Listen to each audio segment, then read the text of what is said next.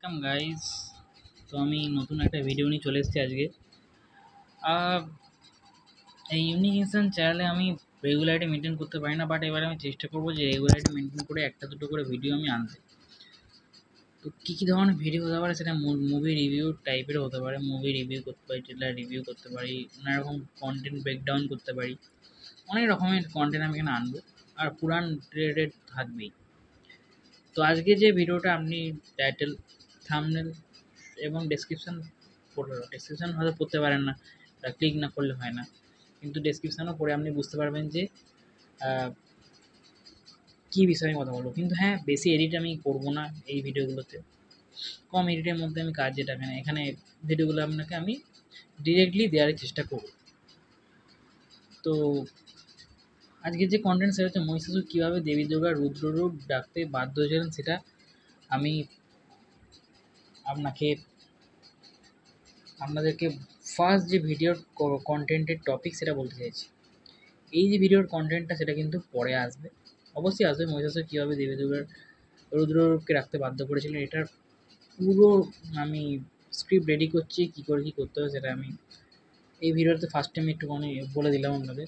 এবার আজকে যেটা যেটা সম্বন্ধে বলবো, সেটা সেটা আমি অনেকটা আমি সিট বানিয়েছি এবং নানা রকম লিখে রেখেছি, এবং সেটাকে আমি দেখাচ্ছি পুরোপুরি এই যে বিষয়গুলো আপনাদের আমি সঙ্গে আমি কথা বলছি এবং আপনাদেরকে জানাচ্ছি, পুরোপুরি রিসার্চ করে আমি আপনাদের সামনে আনবো, ডকুমেন্টারি টাইপের, এবং আপনাদের সামনে আমি বলবো, ভালো করে বুঝিয়ে বা বলার চেষ্টা করব। এর নানা রকম কন্টেন্ট, আমি কিছু কন্টেন্ট আপনাদের দেখিয়ে দিচ্ছি, বলে দিচ্ছি কী আসবে। সেটা হচ্ছে, কার কারণে মা দুর্গা প্রথম অস্ত্র ধারণ করেছিলেন। এটা একটা আমি একটা কনসেপ্ট আমি নিয়ে এসেছি। এবং তারপর লড়াইয়ের মাঝেই কেন দেবী দুর্গা থেমে গিয়েছিলেন একবার, এটাও একটা কনসেপ্ট। এগুলো নানা রকম কনসেপ্ট আছে, নানা রকম কোয়েশ্চেন্স আছে, যেগুলো আমি এখানে খুব ভালোভাবে আপনাদের সামনে তুলে ধরবো। ঠিক আছে, আজকে যেটা আমি যে কনসেপ্টটা নিয়ে এসেছি, সেটা হচ্ছে দেবী কালী কেন শিবের বুকে পা দিয়েছিলেন, আর শিব কেন হেসে উঠলেন। দেখুন, আপনারা সবাই জানেন যে, হ্যাঁ, দেবী কালীর গল্প সবাই আপনারা জানেন। দেবী কালীর গল্পেতে কী কী হয়েছিল সেটাও আপনারা ভালো করে জানেন। আপনারা নিশ্চয়ই জানেন যে আহ, মা দুর্গার রুদ্র রূপ হলো দেবী কালী। তো দেবী কালী এসেছিলেন, তার কারণ হচ্ছে রক্তবীজ। রক্তবীজ বলে রাক্ষস ছিল। তারপর এটা আমি প্রথম কথাগুলো যেগুলো আছে সেগুলো আমি স্পিডিলি বলে দিচ্ছি। বলার পর আমি লাস্টের দিকে ব্যাপারটা চলে যাবো। আমি পুরোপুরি লিখে রেখেছি এবং যেটাকে আমি রিসার্চ করে রেখেছি। ঠিক আছে, তো সেটা আমি ওপরের দিকটা পুরোপুরি বলার পর আমি নিচের দিকে যাব।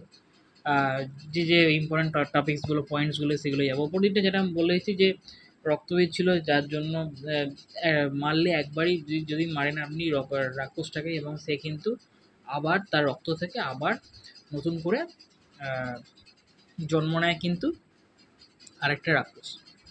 আহ, এর এর আমি এর সঙ্গে লিঙ্ক করেই বলছি যে রক্তবীজ, আপনারা সিনেমাটা দেখেছেন হয়তো, রক্তবীজ সিনেমা কিন্তু একটু হলেও এই কনসেপ্ট কিন্তু আছে। ঠিক আছে, একটু হলেও এই কনসেপ্ট কিন্তু আমাদের ঢুকে আছে। তারপর আমি যাচ্ছি। তারপর ওখানে প্রচণ্ড পরিমাণে যুদ্ধ হয়। তো কালী ঠাকুর বুঝতে পারেন না ফার্স্টে কী করবেন, কিন্তু তারপর বুঝতে পারেন যে দেবী কালী বুঝতে পারেন যে এই রক্তবীজকে হারাতে গেলে কিন্তু আমাদের এইরকমভাবে খালি খালি যুদ্ধ করে যাচ্ছি, এবং রক্ত পড়লেই সেখান থেকে কিন্তু নতুন করে একটা রক্তবীজ রাক্ষসের জন্ম হয়ে যাচ্ছে। তো সেটা করলে হবে না। সেটা তার জন্য কী করতে হবে, একটা বাটি নেন এবং বাটির মধ্যে রক্তটাকে নিচে না ফেলে মারলে রক্তটা যে বাটির মধ্যে পড়ছে এবং সেটা খেয়ে নিতে থাকে, এবং খেতে খেতে যুদ্ধ করতে করতে ব্যাপারটা, রক্তটা যে খেয়ে নিচ্ছে, যুদ্ধ করতে করতে এটা মানে এমন রক্ত পিপাসা চলে যায়, এমন একটা কী বলবো, রাগের পর্যায়ে চলে যায় যে ব্যাপারটা থামে না, ব্যাপারটা একদম চলতে থাকে। সব সর্বমুক্ত পাতাল সব দিক একদম ব্যাপারটা বলতে গেলে একদম লণ্ডভণ্ড ব্যাপারটা হয়ে যাচ্ছে। তাণ্ডবের, এবার আমি মেন পয়েন্টে, তাণ্ডবের যে সীমা ছাড়িয়ে যায়। ঠিক আছে, তো ওই তাণ্ডবের তীব্রতা এতটাই ছিল যে দেবী কালী তার শত্রু মিত্রের ভেদাভেদটাও ভুলে গেছিল। ঠিক আছে, তিনি তাণ্ডব চালাতে লেগেছিল, পুরো অন্ধভাবে, মানে একদম কে দেব কে রাক্ষস কাউকে কিছু বুঝতে পারছে না। ভূমি কাঁপছিল, আকাশে আগুন, সময় থমকে দাঁড়িয়ে গেছিল এই সময়। তখনই সব দেবতারা যায় মহাদেবের কাছে। তো মহাদেব আসেন।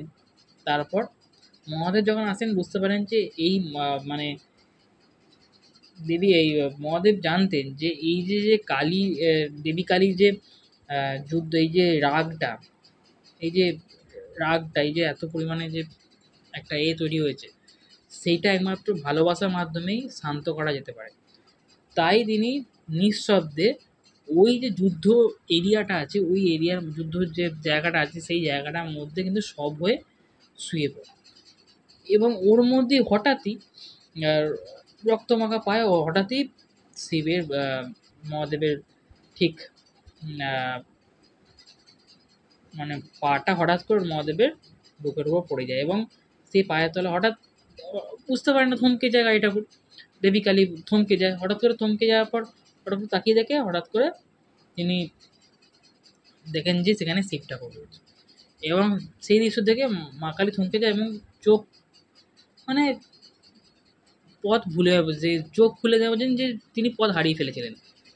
এবং তিনি অবাক এবং তিনি স্তব্ধ, এবং তার সেই সময়তে লজ্জায় জিভটা বেরিয়ে গেছিল। এবং সেই জিভ বার করা আসলে সেই ভুল বোঝারই, জিভ বার করা যে আমি লিখে রেখেছি সেটা, জিভ বার করার এই যে ব্যাপারটা, এটা ভুল বুঝে একটা জাগরণের প্রতীক আর কি। যে ভুল বুঝে ব্যাপারটা, ভুল বুঝে মানে ব্যাপারটা ভুল হয়েছে এটা বুঝতে পেরে জাগরণের প্রতীক একটা। এবার তাহলে মেন যে মুদ্রাটায় আসছে সেটা হচ্ছে যে শিব কেন হেসেছিলেন। তো শিব এখানে হাসার এখানে একটা কারণ, যেটা শিব বুঝতে পারেন যে মহাশক্তি থেমে গেলেন ভালোবাসার কাছে। তিনি জানতেন যে শান্তির জন্য তাণ্ডবের শেষ প্রয়োজন। তিনি হাসেন কারণ সেই হাসি ছিল ভালোবাসা, ক্ষমা আর অনন্ত বোঝাপড়ার একটা প্রতীক। এই জন্য তিনি হেসেছিলেন। তো উপসংহারে আমি কিছু এখানে বলবো না, ভালোবাসা কখনো রুদ্ধ নয়, তাণ্ডবের মাঝেও তার শান্তির পথ খোঁজে, এটা একটা কথা। তো এটাই আমি আজকে এই কন্টেন্ট ভিডিও বানালাম। কেমন লাগলো প্লিজ বলবেন। প্লিজ আমাদের এই চ্যানেলে পাশে থাকবেন। হ্যাঁ, এটাতে ডেলি কন্টেন্ট আসে না, বাট আমি চেষ্টা করবো ডেলি কন্টেন্ট, মানে এটা একটা কনসিস্টেন্সি মেনে এখানে আমি ভিডিও আনবো।